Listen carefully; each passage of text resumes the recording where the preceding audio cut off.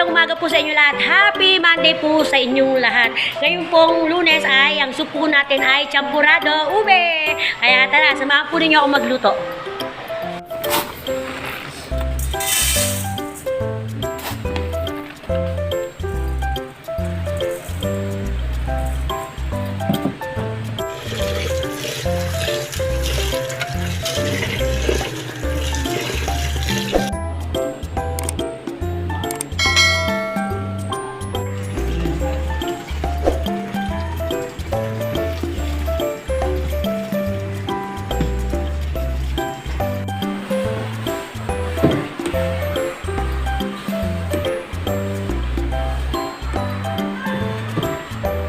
At syempre, lalagyan natin ng gatas para lalong masarap. Diba?